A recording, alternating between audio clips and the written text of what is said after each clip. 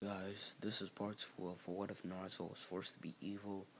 And yeah, last time I left off, we were talking about Kohiro, who will be the reincarnation of Naruto. But he never died anyways. But let's get back to it. Kohiro killed his village, and he killed every planets, taking their power. Even he went to where the Shinigami were, taking their power. He did all that, and he just has immense power, but now he's the strongest being in the world. But he still doesn't have what he's wishing for, and what he's wishing for is actually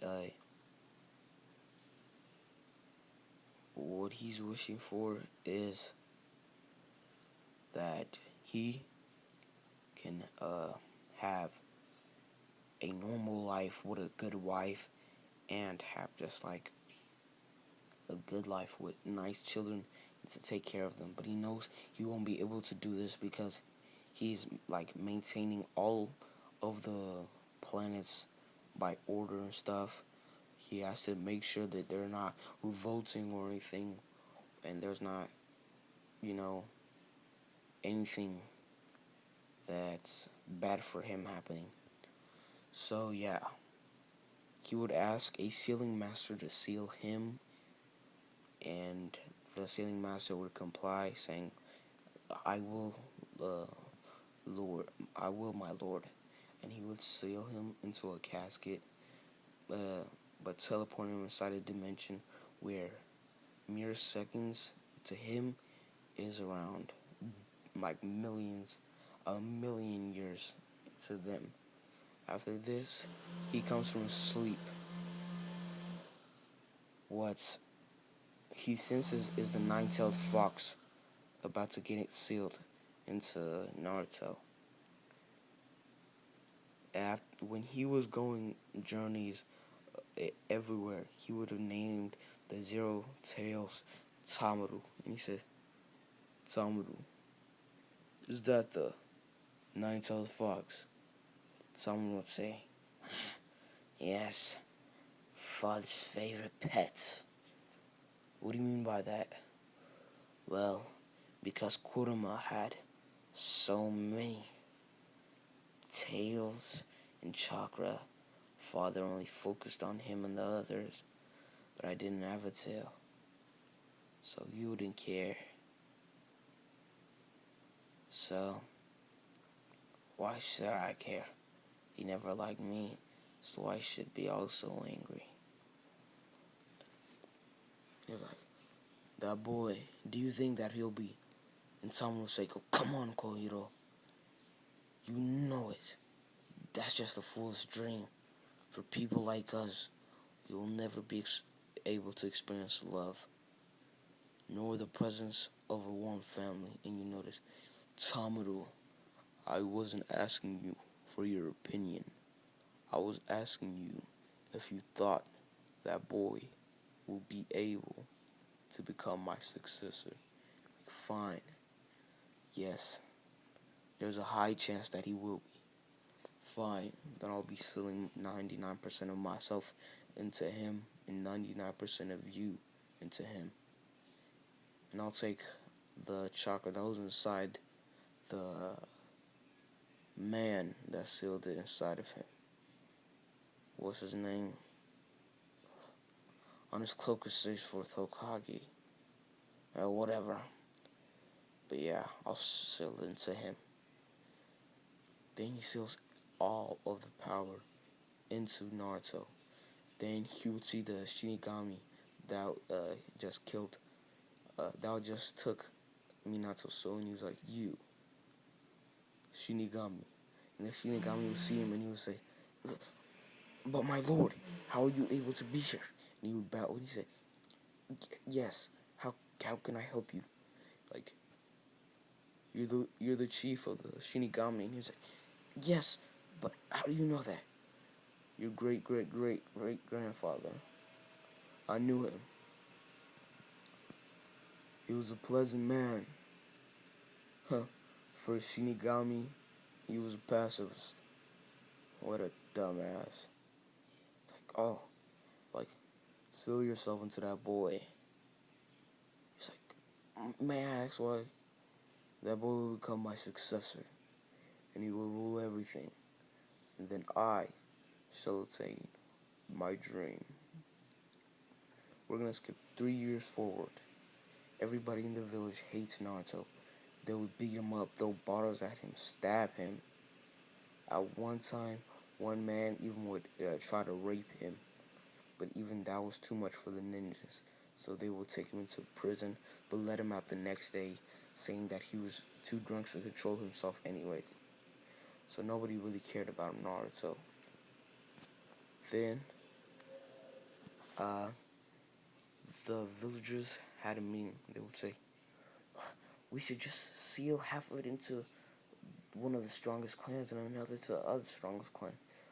Fugaku would automatically say, my young Sasuke will be able to contain it. And this will strengthen his Sharingan.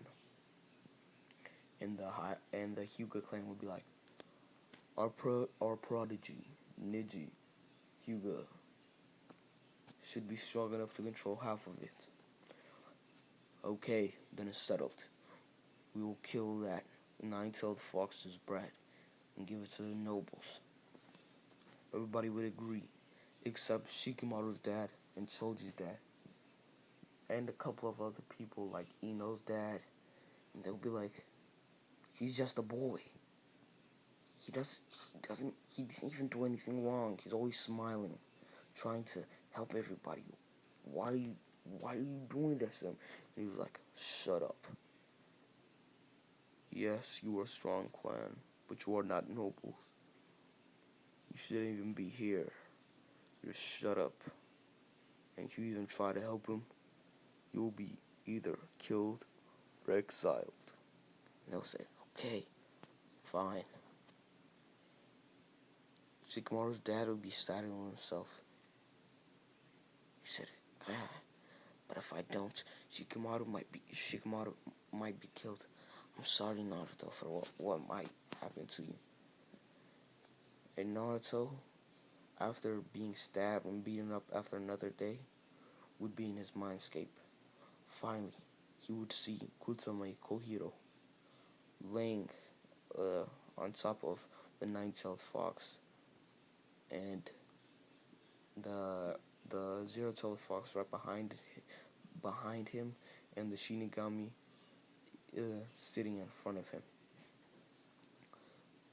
Kotome would be mad. He would be angry. He said, how dare you? You trivial boy. I took time out of my busy schedule just to be here, to think that you would be strong, but you haven't even killed a person. With all this power I've given you, I don't even think you could kill a mere Otsutsuki. Like, who are you? This must be a strange dream I'm having. This is not a dream. And then Kusame would explain everything about how the village is about to kill him, and then he would show the screen, like he would have summoned a little bug to go to the meeting, and then they would watch what's happening. Naruto would be angry, and he would say, damn it, if I only had been trained, I could probably stand a chance. He'd be like, don't worry about that, I have a jutsu for that. Then he stops time. Then Naruto trains for a year inside his mindscape, and in the outer life, he would be training. He would be training until his bones would pop off. He would be training until his skin was decomposing. Then he would go back. So the world, it was only mere seconds, but to him, he's been training for around 10 to 20 years. Kusame then will release the jutsu. This wouldn't even use 10% of his chakra. At the most, it would be 5. So yeah, if any person uses, they will die automatically. So this would be probably listed as a forbidden jutsu. Like, it would be like the eight gates, where it will give you power. but you have like a normal person using it would only give them 10 to 5 minutes. So yeah, when he releases the jutsu, when Naruto goes back, he would be muscular, strong, and when they attack him, he's like, "How did he get this strong in one day?" And when they try to attack him, he would kill everybody, but the except Neji and a couple of the Hyuga leaders like Hayashi and a couple of the Uchiha leaders like Fugaku, he'd spare them. He said, "Leave. I do not have any use of you." They'll think, you damn fox, know who you're talking to. We are royalty. I don't really care. I'm giving you a chance to leave." And this will send chills down their backs. And they're like, "Oh, damn it. Everybody retreat," Fugaku would say. "Same," Hayashi would say. And they would all fall back. They would tell about how Naruto would get so strong in one day. This would shock Hiruzen and Danzo. Damn, I guess he is suitable to be the Jinchuriki. Straight when Danzo said that, his head would fly off. Everybody would be shocked. It would be like, how could he do that? Who could do that? What happened? For anybody else, nobody would be able to see it. But for the Hyuga, they were barely able to see it. Even Hayashi using 100% of his Byakugan. What they saw was Naruto step into the room, like just walk around, and mind you, this is like at a speed where nobody can even see him, and cuts off Danzo's head.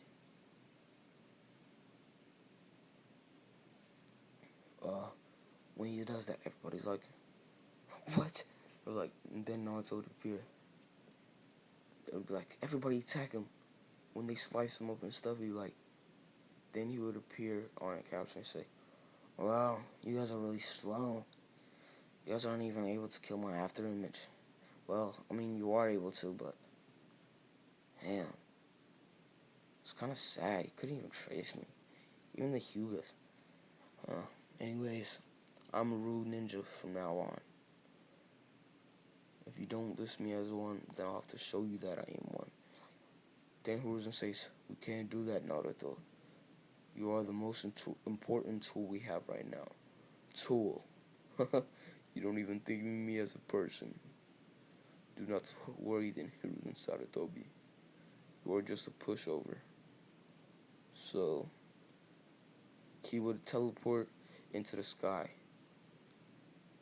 Then, he would actually do a jutsu, which, what is it? Starts to flood the village. Second, it would be lightning.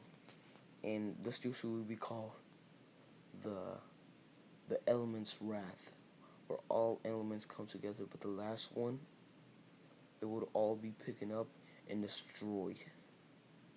This would absolutely demolish it. Sound ninjas, rock ninjas, and all of the ninjas that were spying on the leaf would just report this in. They would say the nine-tailed fox has gone rogue. The Akatsuki would have heard about this. This would have kind of scared them, because even if they fought together, they would have been given a little bit of trouble to destroy a whole village.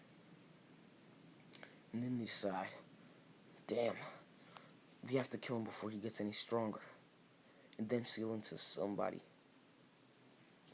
When they think about this, he appears in the cave and he's like, "Yeah, you guys really should kill him." When they look back, they see him. Hidan tries to kill him with a scythe, but he just breaks it. His hands, he had been doing a martial arts training where he puts his hand in salt, harden it till it's the level of steel. Look, Obito, if you want, I could revive Rin. Dude, just talk to Kakashi. He's depressed. Kinda sickens me. I'm like, I'm not Obito. I am Madara. He's like, cut off with that acting, man. I'll be giving you 10 weeks to respond to me. If you don't, then Rin is a no-go, and the whole village is gone, and so are you and the Akatsuki. It's like, damn it. Fine, I'll get back to you. What Naruto does is he does the same jutsu that Kusume did, and he stopped time. He went to Mount Moiboku, left a shadow clone there for like 4 years, but it was only like 3 seconds in the human world. And then when the shadow clone poofed, he had around like the whole world's Sage chakra inside of him. This was shrinking him. But then he would think, yes, I am super strong, but I've been training by myself this whole time. I'll be needing somebody that can actually stand, that is also a ninja. And then he would be like, what I need to do is go back to the village hidden in the leaves. He would go back. They would accept him, of course. And he would train there, become on a team with Sakura and Chiya Sasuke. And their dreams are all the same, except Naruto's. He says, I plan to revive my clan and be the Shinu Kage of the Uzumaki village. When Kakashi hears this, he says, damn. So he already knows. Out of nowhere, Obito would appear and he says, hey kid, I'll take you up on the deal. He will take off his mask. Kakashi would be shocked. He was like, he was actually right. He was right about that. And Naruto would summon Rin. With this, Edo Tensei would be fully formed, where she's actually revived. Then Naruto, after doing all missions and beating Zabuza everything, he would be at the age of 13. He would leave the village again, but this time everybody would try to beg him to stay. Say, we can be your family or things, but they actually just want him because of his power, and he can sense this, and he laughs and says, you can't even hide the true presence of yourself. He takes the Hidden Seals jutsu, takes it, and just walks out of the village. His first thought was, I shall collect Jinchuriki. They shall be leaders of my village. And that's where I'm finna leave it off. I'm gonna say 1 like for part 3, and hope y'all guys enjoy.